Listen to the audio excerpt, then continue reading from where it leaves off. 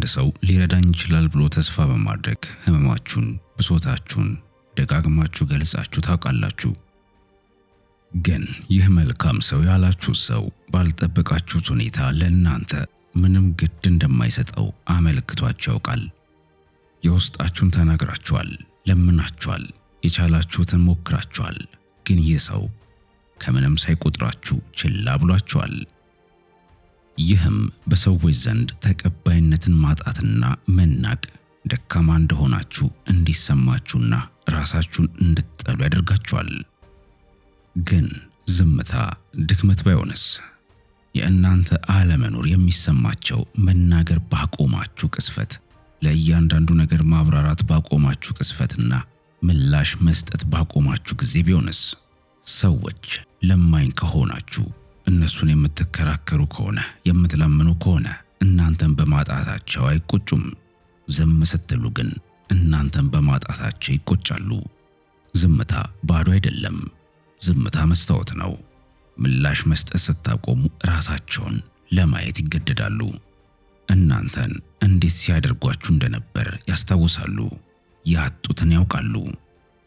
በጸጥታ ስትተዋቸው በአንድ ወቅት ሞልታችሁት የነበረውን ባዶ ቦታ ያዩታል።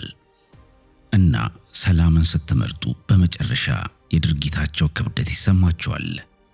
ይህ ጨዋታቸውን ስለመጫወት አይደለም፣ ይህ ኃይላችሁን ስለመጠበቅ ነው። እናም በመቀጠል ምንም ሳትናገሩ ሰዎች እናንተን በመጉዳታቸው እንዲጸጸቱ የሚያደርጋቸውን 7 ዝም ያሉ ባህሪያትን እናያለን። አብራችሁኝ ቆዩ።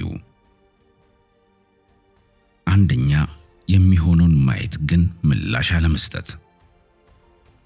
ሁሉንም ነገር ታያላችሁ፣ ነገር ግን ምንም አትሉም። ቁጣችሁ ቁጥጥርን ይሰጣችኋል። ዝምታ ግን ቁጥጥር እንዲያጡ ያደርጋችኋል።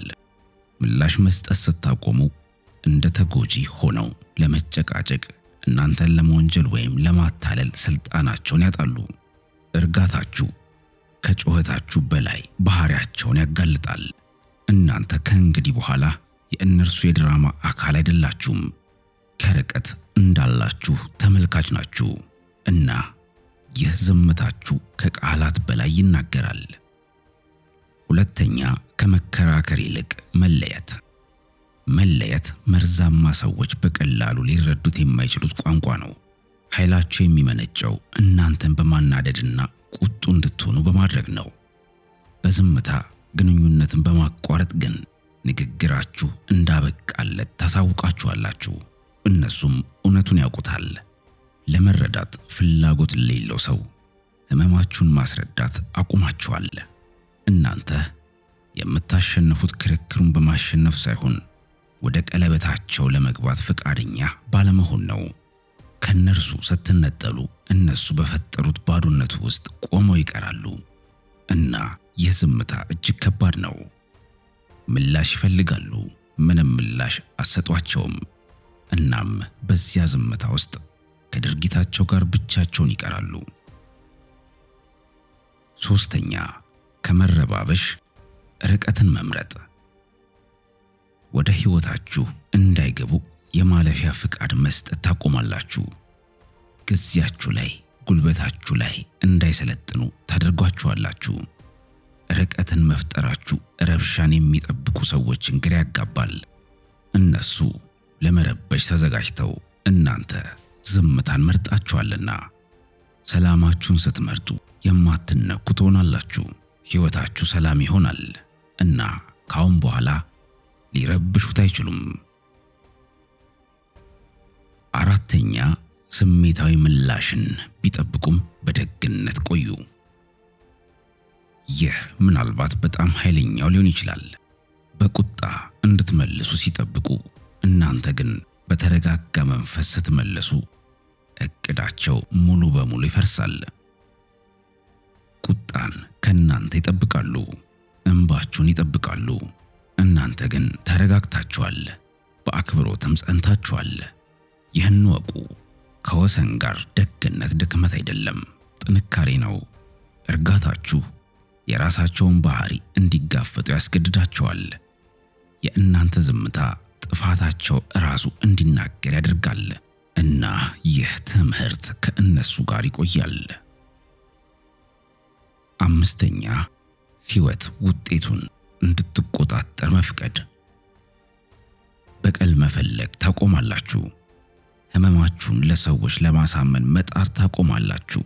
ጊዜ እንዲፈታው ትተውታላችሁ። በዝምታችሁ ጣልቃ መግባታችሁን ታቆማላችሁ። በራሳቸው ድርጊት ውጤት እንዲያዙ ትፈቅዳላችሁ። ዝምታችሁ የተሻለ ፍትህ እንዲቀበሉ ያደርጋል።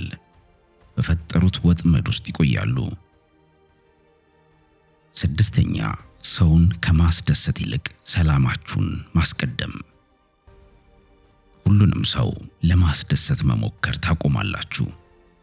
ከሰዎች ማረጋገጫ መፈለግ ትተዋላችሁ። ትኩረት ከመሻት ይልቅ ሰላምን ትመርጣላችሁ። ለሰላማችሁ ቅድሚያ ስትሰጡ በእናንተ ላይ ያላቸውን ቁጥጥር ያጣሉ። ይህን በማድረጋችሁ አንዳንድ ሰዎች ያከብሯችኋል፣ ሌሎች ደግሞ እውነተኛ ዓላማቸውን ይገልጣሉ። ሰላም ጠንካራ ድንበራችሁ ይሆናል። ሰባተኛ በለውጣችሁ እንዲደነቁ መተው። እድገታችሁን አትገልጹም፣ ፈውሳችሁን አታስታውቁም። ዝም ብላችሁ ትቆያላችሁ እና አሁን ይገረማሉ። ምንድነው የተፈጠረው ይላሉ። ለምን ምላሽ መስጠት አቆማችሁ ይሏችኋል። ዝምታችሁ ያልተመለሰ ጥያቄያቸው ይሆናል። በዚያ ቦታ ጸጸት ያድጋል። መዝጊያ።